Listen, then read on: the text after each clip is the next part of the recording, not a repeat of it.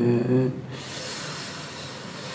우리는 요한계시록의 결론의 부분에 해당하는 이제 새 하늘과 새 땅 21장, 22장의 첫 이제 관문에 들어섭니다.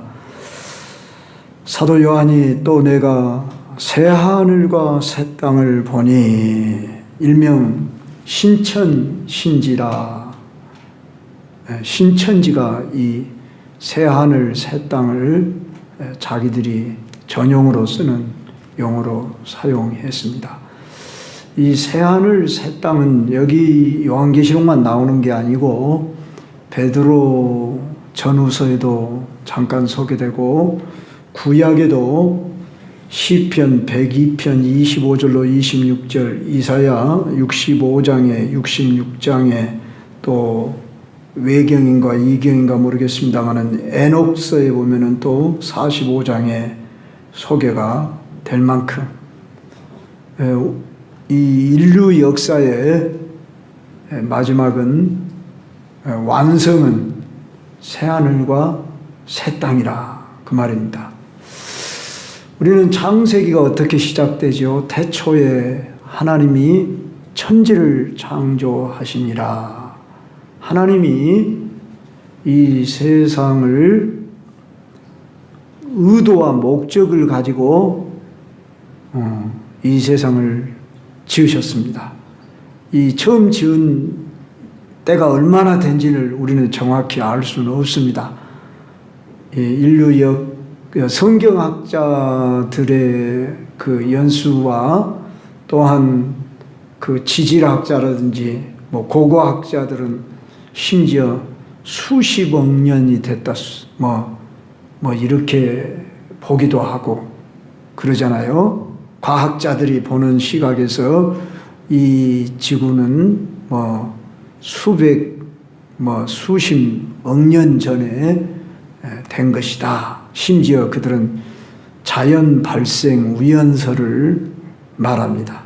그러나 우리는 태초에 하나님이 하늘들과 땅을 지으셨다 이렇게 말씀하시는데, 이제 종말에 새 하늘과 새 땅을 보니 처음 하늘과 처음 땅이 없어졌고 바다도 다시 있지 않더라. 처음 하늘과 처음 땅은 하나님이 처음 이 세상을 지으셨던 그 땅이 없어지고 즉 사라져버리는 그런 날이 올 것이다. 그것은 우리 예수님이 재림하신 이후에 바로 새 하늘과 새 땅이 이루어지는데, 우리가 앞선 요한계시록 20장에서 이미 백보자 심판을 통해서 두 종류의 사람으로 나뉘어짐을 보았습니다. 즉 영원한 불못에 들어가는 사람이 있었고, 생명책에 기록된 사람들은 그것을 다 보고 이제 들리움을 받았는데 바로 그 자들만이 들어갑니다. 자, 중요한 것은 우리는 두 종류 중에 한 사람들인데 영원한 새 하늘과 새 땅에 들어갈 것이냐, 영원한 불못에 들어갈 것이냐, 이 두 종류만 있습니다. 그 중간은 없습니다. 또 인간이 소멸돼 버리고 사라져 버린다, 왕국회관에 못 들어간 사람들은 다 그냥 사라져 버리는 존재다. 어디서 그런 말 하지요? 여호와 증인교라고 하는 이단입니다. 그들은 자기들만이 14만 4천 명, 자기들만이 그 왕국에 들어간다, 그렇게 말하죠. 그래서 그 가판대 책을 놔두고 이렇게 그 잡지라든지 책을 이렇게 나눠주잖아요. 한 번쯤은 여러분이 받아봤을 겁니다. 자, 거기 보면 막 동물들하고 새와 좋은 낙원을 만들어진 곳에서 사는 사람들이 있고, 그런 모습을 여러분들이 보았을 것입니다. 자, 우리는 지금 여기 새하늘과 새 땅은 이 지구상에 있는 땅과 완전히 다르다는 것입니다. 처음 하늘 땅은 어떻게 되느냐? 여기 없어져 버렸다. 그렇게 말하는데, 이제 마침 우리가 베드로 지금 전서를 보고 있는데, 베드로 후서까지 제가 강의하려고 합니다. 그럼 베드로후서 3장에 보면은 잠깐 참고로 한번 볼까요? 베드로후서 3장. 네.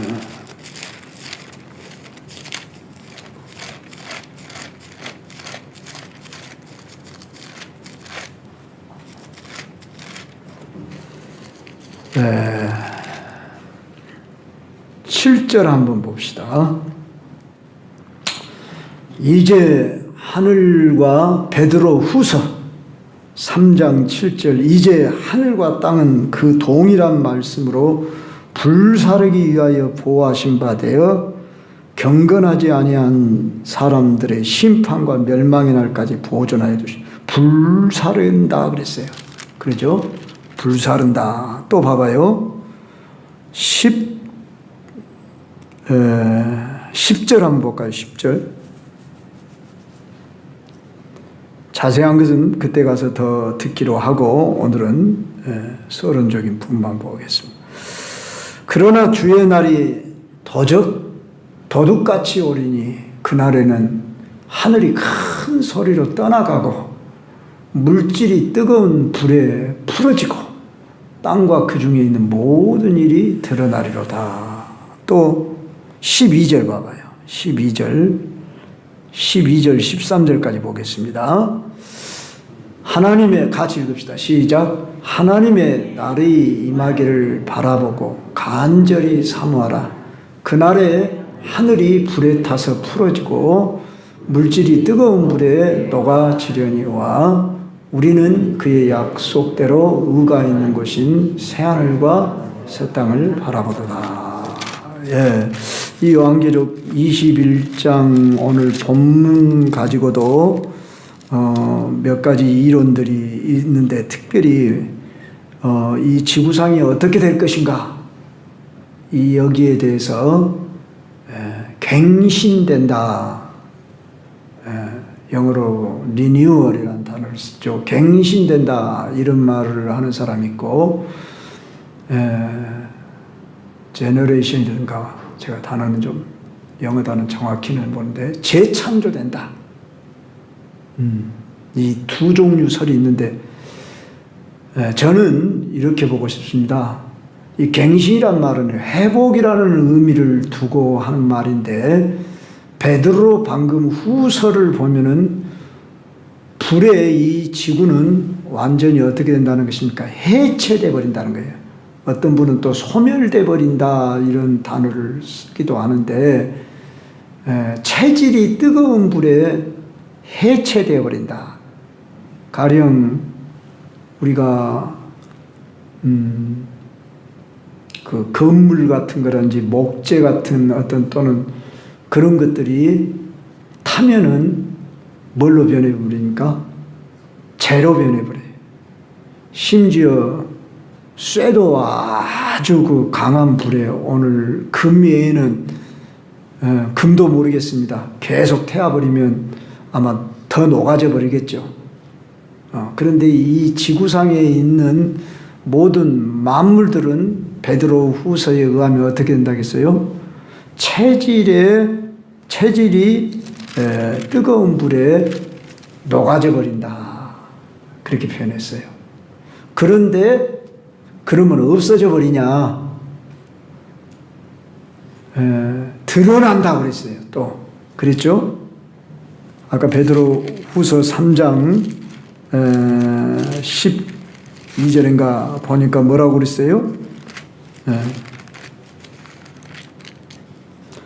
물질이 뜨거운 불에 녹아지고 불에 타서 풀어지고 그런데 10절에 보니까 그 중에 있는 모든 일이 드러나리로다 그랬습니다. 그러면 이걸 어떻게 볼 거냐? 우리가 이 부분에 대해서는 재림 후에 이루어질 것은 너무 우리가 여기에 내 이론만을 고집할 필요가 없는 것은 우리가 다 알 수 없잖아요. 앞으로 되어질 미래 사건이기 때문에 우리는 각자가 물론 선택을 하고 가장 바르게 이해하는 데 집중을 할 필요는 있으나 너무 이 부분에 있어서는 나하고 이론이 맞지 않다. 그래서 적대시하면 안 될 줄로 아는 것입니다.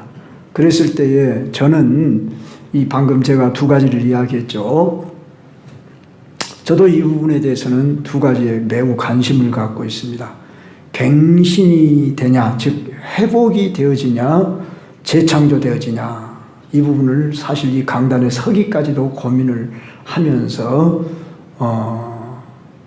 제가 여러분들에게 말씀드릴 때 저는 그 두 가지를 다 수용하는 것이 좋겠다 싶어집니다. 분명한 건 뭔 말씀이냐? 우리가 살고 있는 이 지구상에 있는 것은 어떻다겠어요? 없어져 버린다. 사라져 버립니다. 분명히 그것은 분명합니다. 불에 풀어져 녹아버린다고 그랬습니다.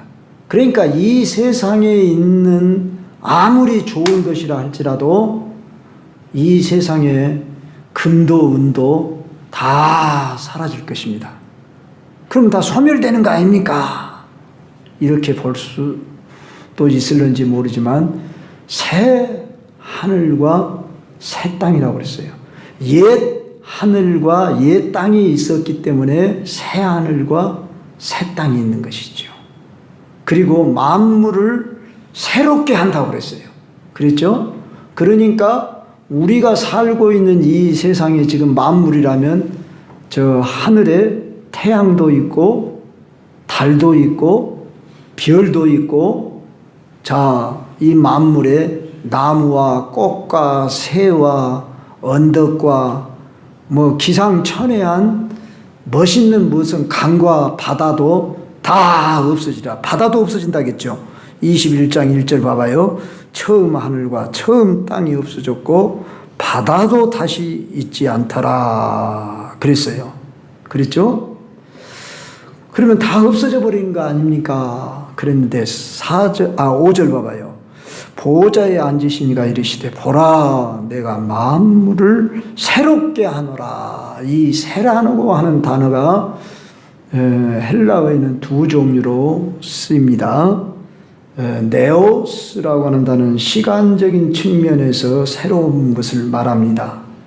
자, 우리는 지금 올해를 새해라고 그러잖아요. 그러죠? 작년에 비해서.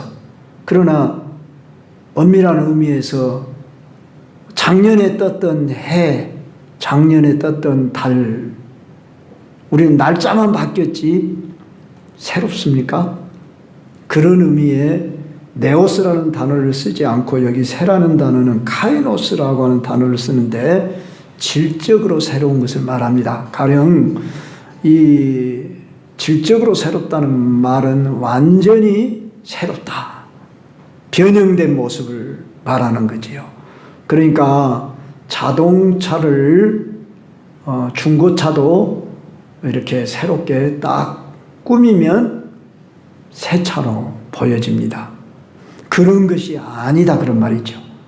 그러니까 이 지구상에 있는 만물을 새롭게 한다 할 때에 분명히 베드로 후서에 의하면 이 지구상의 만물을 어떤다 했어요? 불로서 심판한다고 그랬어요.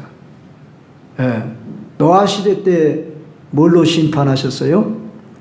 물로 심판을 했어요. 물로 다 채워갖고 이 세상에 있는 모든 생명은 다 죽이는 심판을 하고 노아 방주에 들어간 식구만 다시 살게 해서 인류를 보존하게 했습니다. 그 이후로 하나님이 뭐라고 말씀했습니까? 다시는 내가 물로 세상을 심판하지 아니하리라. 그리고 불로서 이 세상을 심판한다. 이렇게 말씀했습니다. 그랬을 때 우리는 이 지구상이 불로서 다 녹아지고 풀어지고 체질까지도 형체가 다 개조가 되어버리는, 그런다고 할 때에 그 새하늘과 새 땅은 어디일 거냐, 이 부분에 대해서 어떤 분은 이 지구 위로 새하늘과 새 땅이 내려온다 그렇게 말을 하는데 저는 그걸 받아들이기는 힘듭니다. 왜냐하면은 이 지구는 어땠어요? 없어져 버린다고 그랬어요. 그랬잖아요. 분명히 사라진다고 그랬어요. 그랬을 때에 이 새하늘과 새 땅은 천국을 말합니다. 이미 영원전부터 계신 하나님이 계신 곳, 우리 예수님이 계신 곳, 에녹과 엘리야가 올라가 있는 곳, 그 천국이 천국의 하늘에서 천국 아래 땅으로 내려온다. 그러니까 성도들은 이미 백보자 심판에서 이제 생명책 이름이 기록된 자들은 하늘로 올라갔잖아요. 천국에 올라가서 그것을 지금 누가 봐요? 사도 요한이 본 거예요. 천국을 보니까 천국의 하늘에서 천국 땅으로 새 예루살렘 성이 내려오더라. 그러면 이게 새 예루살렘이라고 하는 것은 옛 예루살렘에 대조되는 명칭이잖아요. 그렇죠? 옛 예루살렘은 이미 지금 이 편지를 쓰던 당시 예루살렘은 망했어요. 바벨론에 이미 망한 나라예요. 그렇지만 이들에게 있어서 예루살렘은 상징적으로 그곳에 하나님의 성전이 있는 곳으로 하나님이 함께 계시는 것을 의미하는 그런 하나님의 성이잖아요. 그런데 그 성은 이미 물리적으로 성전이 파괴됐고 성도 파괴가 되어버렸어요. 주후 70년에 예루살렘이라고 하는 성은 남아있질 않아요. 그러니까 새 예루살렘 성 할 때 그 새 예루살렘 성은 바로 천국을 상징하는 거지요. 그곳에는 성전이 필요 없다고 그랬어요. 그러니까 새 예루살렘 성이라고 해서 성전이 있는 곳이 아니라 그 말입니다. 누가 성전이 됐다고 했어요? 하나님과 어린 양 대신 예수님이. 그곳은 해와 달이 필요 없어요. 하나님과 우리 주 예수 그리스도 그분에게서 나오는 빛으로 살게 돼요. 그러니까 우리가 들어가야 할 천국은 우리가 지금 보고 있는 해와 달과 별이 필요 없는 것. 그러나 훨씬 더 밝고 아름다운 곳. 한마디로 완전히 변형된 곳이죠. 저 고치 속에 애벌레로 있던 그 곤충이 나비가 되어서 날아가고 잠자리가 되어서 날아가고 매미가 되어서 날아가는 그 모습을 통해서 우리는 새로운 세계를 보잖아요. 그들은 뭐 곤충이니까 자기의 모습이 뭐 과거에 애벌레였던 때를 모르지요. 그러나 우리는 그걸 다 알잖아요. 그런데 전혀 기억된 바가 없고 새로운 세계가 열린 것처럼 이제 제가 이렇게 비유를 하는 겁니다. 우리가 들어가야 할 이 새하늘과 새 땅은 이 지구상에서 보았던 것하고는 완전히 다른 그곳이 어떤 곳이다? 천국이다. 우리가 살아야 할 영원한 집이다. 아브라함이, 이삭이, 야곱이 바라봤던 본향이다. 히브리서 11장 13절로 16절에 하늘에 있는 성을 바라보면서 이 땅에서는 나그네라 외국인이라 하면서 그 나라를 사모하며 살았다고 했습니다. 오늘 우리가 이런 신앙을 가져야 합니다. 우리의 영원한 집, 새하늘과 새 땅, 신천지. 요새 말하는 신천지가 말하는 그런 것이 아닌, 물론 그들도 신천지를 말하지만 교주를 그들은 이만희로 하는 것이 문제죠. 자, 우리는 이 집에, 이 나라에 집이라고 그러니까 우리는 상상만 할 뿐이지 상상 이상으로 우리도 놀라울 것이고 우리 자신도 변화될 것입니다. 우리들의 이 모습이 이 모양으로 우리가 하늘나라에 간다 보면 우리도 좀 싫잖아요. 그러잖아요. 우리도 벌써 늙었고 새하얘졌는데 이 모습으로 어느 모습으로 갈까? 그건 최고 최상의 아름다운 모습으로 아마 얼굴과 얼굴을 맞대어 볼 것이요. 고린도서 13장 12절에 우리 주 예수 그리스도를 우리가 맞대어 보고 그를 알게 된다.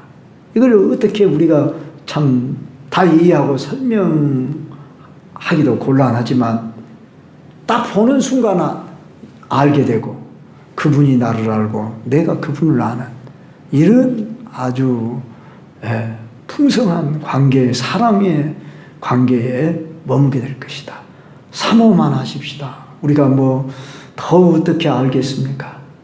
우리의 형체가 어떻게 변화될 거 이것을 우리가 영광의 형체로 변화될까? 이것을 그래서 사도 바울은 히브리서 12장인가 그 11장에 그렇게 말했구만요. 더 좋은 부활을 얻고자 그런 표현을 했어요.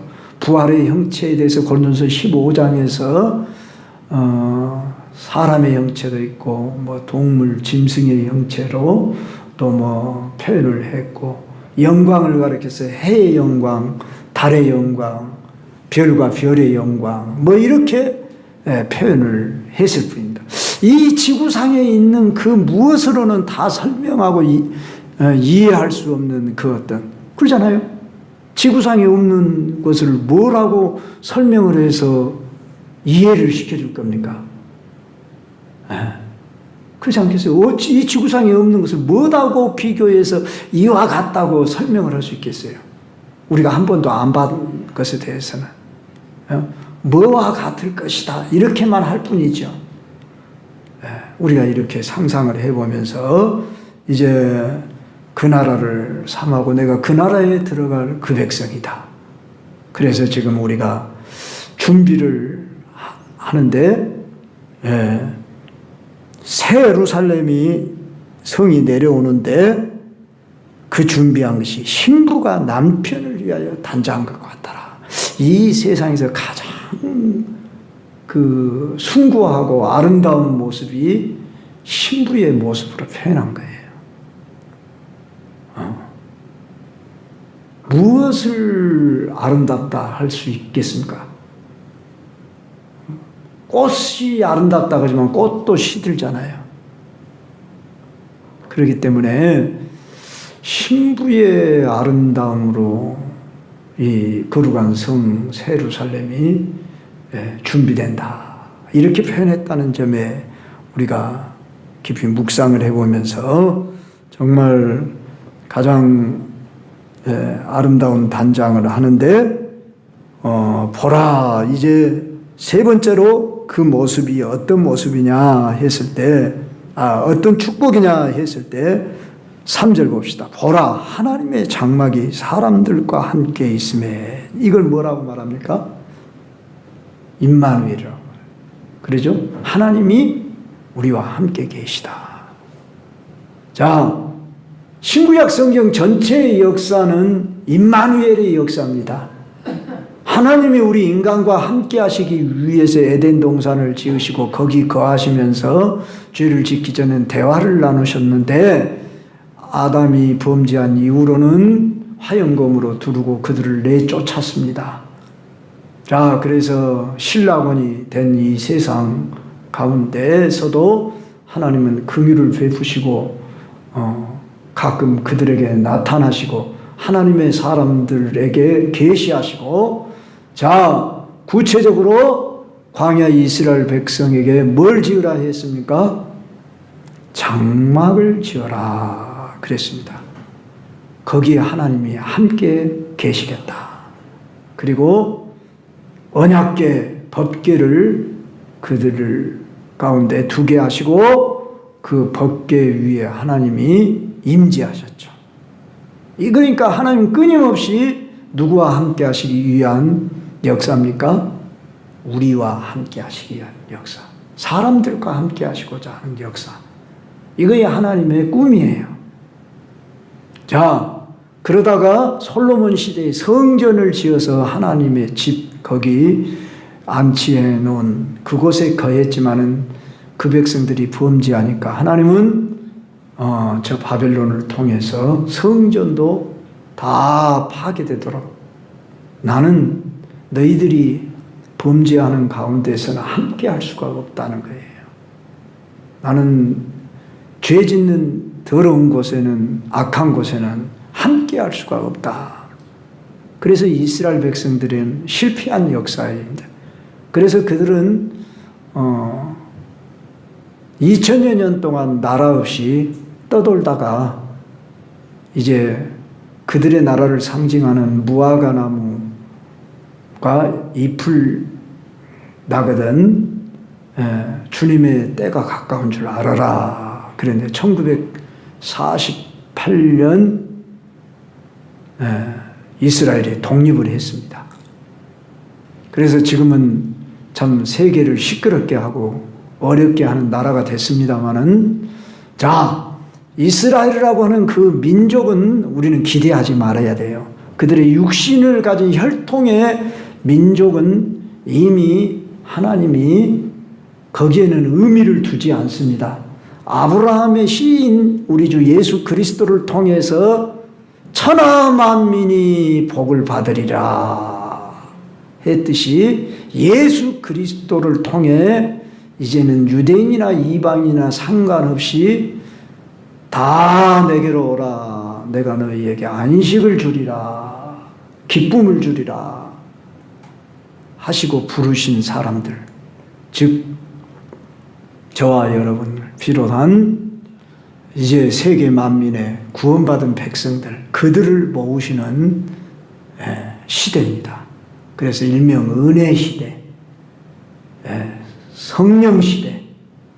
우리는 지금 그 시대에 살아가는 거예요. 종말이 오기까지 땅끝까지 이르러 내 증인이 되리라 하며 성령 보내서 모든 민족을 내게로 모으라, 제자 삼으라. 그래서 우리는 한시도 잊지 말아야 할 것은 복음 전파하는 것. 그래서 한 영혼이라도 더 얼른 구원하는 것. 이 복음이 땅끝까지 전파되어질 때 이제 내가 오리라. 그래서 종말을 향하여 가고 있는, 어떻게 보면 말하면 종착역을 향하여 가고 있는 열차와 같은데, 물론 그 종착역이 우리에게는 큰 기쁨이고 영광입니다. 멸망하는 자들에게는 제 영원한 불못으로 들어가는 지금 길을 가고 있습니다. 그래서 우리 예수님이 마태복음 7장인가 5장인가 그렇게 나와 7장쯤에 말씀했죠. 좁은 문으로 들어가기를 힘써. 넓은 문으로 들어가는 사람들은 많은 사람들이 자꾸 그 길로 많은 사람들이 간다. 그러나 너희는 좁은 문으로 들어가기를 힘써라. 좁은 문으로. 그 길은 찾는 이가 적느니라. 그래서 이 좁은 문, 생명의 문, 생명의 길을 향해 가는 여러분들, 고난이 있을지라도 잘 견디면서 우리는 영원한 새하늘과 새 땅을 바라보면서, 아까 베드로 후서에서 베드로가 그 고난받는 백성들에게 새하늘과 새 땅을 바라보는도다. 그리고 마지막 소망을, 종착지를 거기에다가 두었듯이 오늘 요한계시록 마지막에서도 뭐라고 말합니까? 하나님의 장막이 사람들과 함께 있음에 하나님이 그들과 함께 계시리니, 함께 계신다는 말이 지금 중복되어서 사중 앞으로 보면은 계속 나옵니다. 그들은 하나님의 백성이 되고 하나님은 친히 그들과 함께 계셔서, 하나님의 목표는 하나님이 우리와 함께 계시는 것입니다. 지금 우리 안에 성령으로 동시적으로 자기 백성들 안에 계시지만은 아직 완성되지 않은 것은 뭐냐 그러면은 육체가 고난을 입고 고통을 입고 죽음을 당한다는 것입니다. 우리 이 땅에 살면서 가장 큰 그 고통이라 그럴까요? 슬픔이라면은 죽음입니다. 그냥 죽는 것도 아니고 대개가 몸이 아파서 약해져 죽음을 면치 못합니다. 그럴 때 주변의 사람들이 죽어가는 것을 볼 때에 점점 그리고 연세가 드시면서 이제 나도 몇 날이 남았는가 그리고 헤아려져요. 60이 되기 전에는 그건 다른 사람들의 이야기처럼 들려져요. 근데 60이 좀 넘어서면서 헤아려져요. 내가 제 경우에 그렇습니다. 여러분들은 어떻게 생각하시는지 몰라도 솔직히 헤아려져요. 앞으로 내가 산다면 몇십 년을 더 살겠나 이렇게 헤아려져요. 그런데 자, 대개 우리 한국 사람들이 지금은 장수를 해서 90 이상도 살지만 90 이상 사는 사람들이 평균 나이는 아닙니다. 우리 박남윤 교수님 저기 허연 머리를 하시고도 건강하셔서 80 중반이 되셨는데도 청년같이 사시니까 참 존경스럽습니다.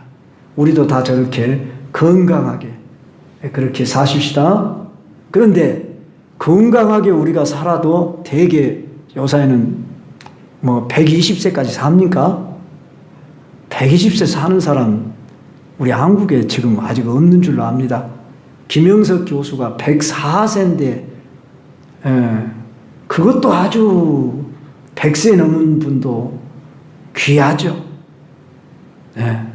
그렇다고 하면 보통 우리가 100세 산다고 할 때에 자, 몇 세를 사냐 그것이 중요한 것이 아니라 어떻게 사느냐에 따라서 우리가 영원한 새하늘과 새 땅에 들어갈 거냐 영원한 불못에 들어갈 거냐 이 두 종류라면 안 믿는 사람들은 웃기네 그러겠죠. 너희들이나 그런 거 믿어라. 우리는 그런 거 하나도 안 믿는다. 내일 일도 모르는데 어째 그렇게 아냐. 그렇게 말들 하지요. 그러나 자기의 죽음이 딱 끝나는 순간 자기의 종말이 어떻게 될 것을 전혀 모르고 책임지지도 못할 말을 함부로 하고 갈 길을 알지 못합니다. 죽으면 끝이지 뭔 상관이다냐고. 죽으면 끝이다면서 뭐든지 제사는 드리요. 나는 그렇게 묻습니다. 죽으면 끝이다면서요. 죽으면 끝이다면서 부모님 제사상도 차려놓고 그것은 하나의 예의지요. 그렇고 또 말하고 다 그러면서도 또 뭐라고 말합니까? 조문 가서 뭐라 그래요? 장로님 뭐라 그러죠? 조문 가서 안 믿는 사람들 무엇을 받으라 그래요? 나 얼른 생각이 안 나서. 명복을 빈다고 그래, 명복을. 죽으면 끝이다 해놓고는 또 왜 명복을 빈다 그냐고. 이치 안 맞는 소리를 했어요. 뭔 명복을 빌어 죽으면 끝이다면서. 좋은 데 가라 그러고. 참, 이렇게 사람들이 앞뒤가 안 맞는 이야기한다. 우리는 확실히 있는 새하늘과 새 땅이 예비된 그 나라를 상속으로 올렸어요. 물론 새하늘과 새 땅은 예수님이 재림해야 완성되는 것입니다. 네. 그러면 우리가 죽은 후에는 어떻게 됩니까? 그것은 언제 기회가 있으면 더 우리가 살피기로 하고요. 오늘 이제 말씀을 마치고자 하는데, 오늘 우리에게 위로와 소망이 되는 것은 4절입니다. 한번 같이 읽어봅시다. 시작. 모든 눈물을 그 눈에서 닦아주시니 다시는 사망이 없고 애통하는 것이나 고가는 것이나 아픈 것이 다시 있지 아니하리니 처음 것들이 다 지나갔습니다. 자, 처음 것들이 다 지나갔대요. 처음 것이란 뭔 말이에요? 이 세상에서 사는, 한마디로 고통을 상징하는 것이 눈물로 표현이 됐어요. 모든 사람에게는 눈물이 있습니다. 어린아이도 막 태어나면서도 하고 울면서 태어나. 한번 그걸 생각해 봤어요. 왜 웃고 좀 태어나는 애기 봤어요? 한 사람도 없어요. 웃고 태어나는 애기 없어. 그래요, 안 그래요? 아픈 게? 아니, 안 때려도 울어. 울어야 정상이에요. 안 울면 비정상이라고 때리는 거예요. 울어야 정상이에요. 아니야. 울어야 정상이다니까. 이 세상에 본능이, 좀 태어날 때 하하하 이렇게 웃고 태어나는 게 있으면 아마 빅 뉴스에 나올 거예요. 그러지 않아요? 그래서 이 눈물, 인간은 태어나는 그 자체가 고통이다. 그랬을 때 눈에서 눈물을 닦아준대요. 이 세상에서 나는 행복하게 즐겁게 후회 없이 살았어요. 그럴지라도 그 눈에 뭐가 있다고요? 눈물이 있어요. 눈물이. 아픔이 있어요. 고통이 있어요. 나름대로의 소원이 만족을 누리지 못한 뭔가가 있어요. 그것이 다 있는데 그 눈에서 눈물을 씻어주신대요. 이건 위로해 주신다. 우리의 소원이 다 완성이 되신다. 그리고 하나님이 그만큼 각자에게 관심을 가지고 계신다. 하나님은 전능자시니까 다 하실 수 있어요. 누구는 더 사랑해주고 덜 사랑해주고 근거 없이 하나님이 필요에 만큼, 그 사람의 필요에 만큼 충분히 채워주시는 그런 눈물을 씻어주실 것이다. 다시는 사망이 없다. 애통하는 것이 없다. 고가는 것이 없다. 아픈 것이 다시 없다. 이 땅에 산다는 것이 참 고해다. 그런 말이 있죠. 그렇지만 그 나라에는 그런 것이 없을 것이다. 얼마나 좋습니까? 그 나라에 우리가 꼭 들어가야겠죠? 꼭 들어가도록 예수님이 값을 지불해 주셨어요. 그러니까 우리는 그분만 믿고 그분만 의지하고 붙들면 되는 거예요. 뭔 일이 있어도 나는 예수 놓치라. 주 예수보다 귀한 분은 없네. 그렇게 고백하고 이 몸의 소망 무행가 우리 주 예수뿐일세. 그 노래가 갑자기 생각납니다. 그분만이 우리의 소망이고 반석이 되셔서 그 위에 우리가 굳게 서면은 우리는 영광의 주님을 맞이하고 영원한 나라에 이를 것입니다. 이 소망 속에 기쁘게, 지금은 힘들지만 고난도 이 세상에서만 당할 거니까, 그 나라에서는 없을 거니까 우리 고난도 그냥 막 즐겁게 그냥 믿음으로 이겨나가면서 감당하게 살아갑시다. 그런 축복이 가득하시길 주의 이름으로 축원합니다.